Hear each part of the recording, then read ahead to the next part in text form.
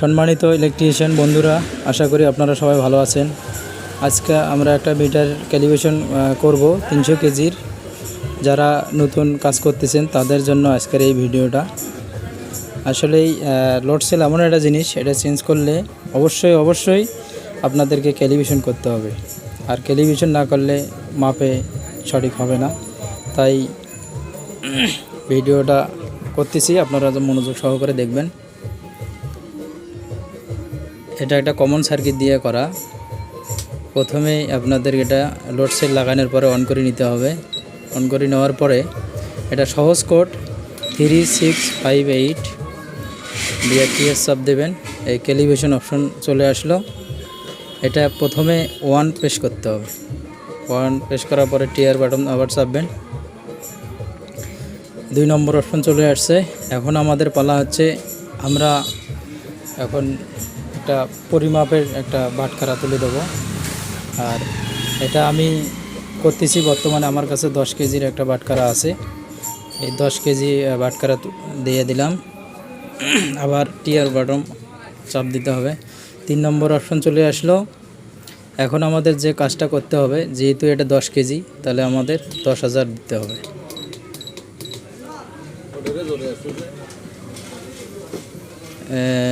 Sorry, হ্যাঁ 10,000। একটা সংখ্যা বেশি হলো নি।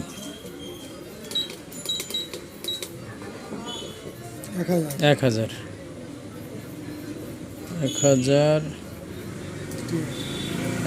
দিয়ে টিয়ার বটম অপশন আবার চাপতে হবে। যেহেতু আমরা 300 কেজি করব এটা, তাহলে 3, এটা হবে 30,000। আবার টিয়ার বটম অপশন, এখানে আমরা 2 অপশনে চাপ দেব। আবার টিয়ার, আবার 2 টিয়ার। এই আমাদের ক্যালিব্রেশন হয়ে গেছে। এখন আমরা এটা অফ করব। বাটখারাটা নামাও দেখি।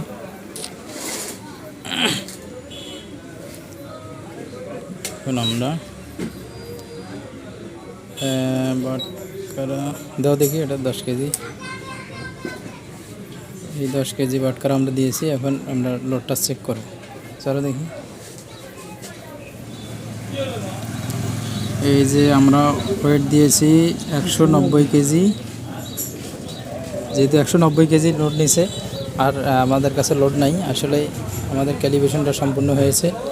তা আপনারা যদি উপকৃত হয়ে থাকেন অবশ্যই লাইক, কমেন্ট, শেয়ার করবেন। আর আমাদের এই চ্যানেলটা সাবস্ক্রাইব করবেন অবশ্যই। সবাইকে অনেক ধন্যবাদ।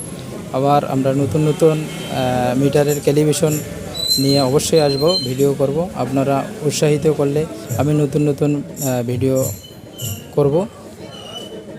ঠিক আছে বন্ধুরা, ভালো থাকবেন, সুস্থ থাকবেন। ধন্যবাদ সকলকে।